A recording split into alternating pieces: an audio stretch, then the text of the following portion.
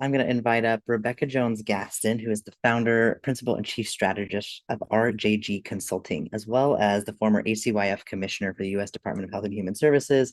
Just an all-around fantastic human who is both a great public speaker and also hilarious. So I hope that you enjoy some words from Rebecca. Thank you so much for being with us today. Thank you so much, Elliot. Good morning, good afternoon, wherever folks are in their day in the world. It is a pleasure and an honor to get to spend a little bit of time with all of you. And Elliot calls and asks me to do something in this space. I am always happy to step right up and jump in and do it. For those that don't know, I was the most recent former commissioner for the Administration for Children, Youth, and Families, which is within the Administration for Children and Families at the U.S. Department of Health and Human Services, and had the honor of serving there along with some really great people. And we were able to do some really, I think, great things in the space of trying to create some protections for young people that identify as LGBTQIA2S plus that are impacted in the foster care world. And that certainly is at risk in this current day and age. But there are a couple of things I want to make sure to encourage you for, but just to also add, prior to being the commissioner, I was the child welfare director in Oregon and the child welfare director in Maryland, and have my own personal experience and story connected to foster care and my own journey in identity and belonging and kind of fighting for um, being seen for who I am in the way that I want to be seen. But it it can be with all the things going on in the world, it can be pretty daunting to think about, we've heard from previous speakers, the things that are happening legally, certainly things that are happening in the federal policy space, and the health space. And those are all very real, and I have lots of feelings about them, and and those are all real, and we should have the feelings and then, figure out how do we armor up and roll up our sleeves and keep fighting. I think I want to take a perspective a little bit about what can we do, right? Because the policy space can be overwhelming when it feels like we don't have control or have a say or have a voice, or where things are moving against us. But there's also the ability at state, local, and individual level to actually um, make a mark and play a role in supporting and being an ally and bringing voice into the work, particularly in this. And I'm speaking from child welfare predominantly, but it's the gamut of human services and just existing in the world.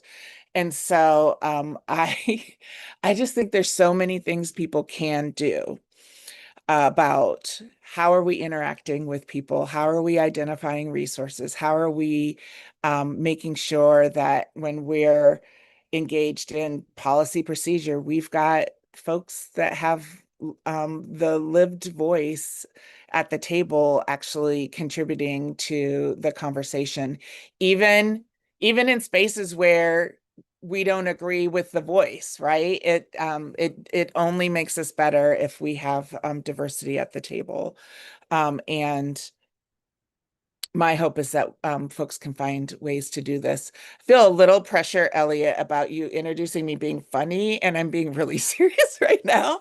Um, but I do want to just say this is really serious. It's really important. And, it was an honor to play a role in getting the designated rule promulgated, and will continue to fight for the ability to have protections for young people who are in foster care, um, of no doing of their own, right? They are experiencing it as being inflicted upon them in some ways, and we have a responsibility to actually meet the needs of the children and young people that we serve in whatever way that they need. And that means that we've got to be able to have services and supports that support gay and queer kids in a way that they can feel safe, feel seen, and um, thrive and feel like they can lift their voice out.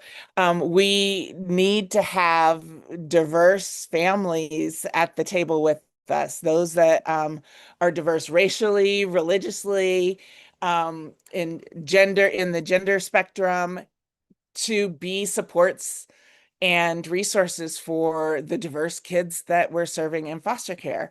And I think the other piece that I want to definitely call out is we absolutely have to play a role in helping kids and families navigate together, and that foster care isn't the answer necessarily to family conflict.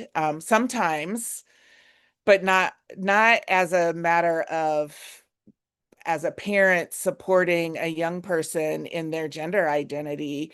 That is not abuse, point blank. And we've got to be very loud and vocal in making sure that that continues to be lifted up in our spaces and places that we're in. Um, I think there's opportunities to think about how are we preparing families who do step forward to be foster families in making sure that they can meet the needs of all the kids that might come through their door and be in need of supports, and not be shy about it. I think this is definitely a space where silence is dangerous and harmful, and we need to be able to speak up. And I'm saying we, and I'm thinking from a standpoint as a leader, but also if I was a caseworker, which was a million years ago, um, but even as a colleague, as a partner with an agency, as a community member, we've got to be vocal in this space and continue to challenge where systems are trying to oppress who people are and the ability for them to be safe in this world. And that can be scary sometimes and daunting, but I think it's our responsibility as people in the world to stand up. And so I'm thinking about my little cousin who is navigating identity and being supported by amazing parents in this space. And I know from the personal stories of uh, community reaction in some ways, and sometimes in relation to the parents and their support of this young person. She is very young. She's, younger than 10, but very clear. And to see the change in her demeanor and her just kind of spirit with the support of her parents being able to be fully herself is inspiring for me. It is one that I hold in my heart as I think about where I can play a role in navigating the challenges that are ahead of us and making sure that um, young people and children, adults, anybody who's identifying as queer, as LGBTQIA2S plus, in whatever way they want, be who you are, and count me as an ally. And if I need to be the one out front taking the hits and being the vocal sound piece, I am willing and happy to do that, and actually think it's my responsibility to do that when I have opportunities to be in space and place with people. I am no longer in government. So, we might cheer a little bit. It's a weird experience, but in this new venture that I'm in and really being able to be a consultant, provide technical assistance, this is absolutely top of mind for me of how do we continue to change, shape, dismantle um, a system that isn't meeting the needs of the communities that we serve in the way that they need. And I think there's so much potential and possibility with so many amazing people, organizations doing really important work. And we've got to continue to lift our voice. And you know, the federal landscape oftentimes can overshadow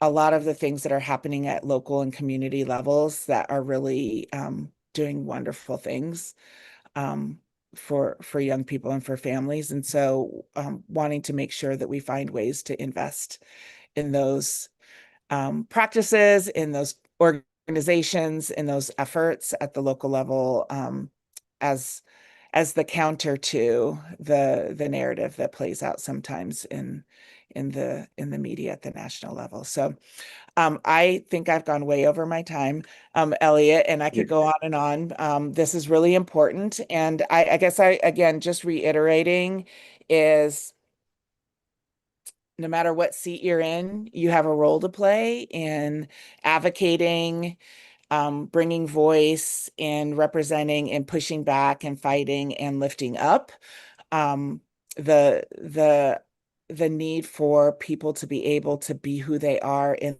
their in the full manifestation of what that is and how and what they not what, how, and who they want to be in the world. And count me in. I'm excited about the rest of the day and the other speakers. But this is important, important, important. And yeah, we can't let up.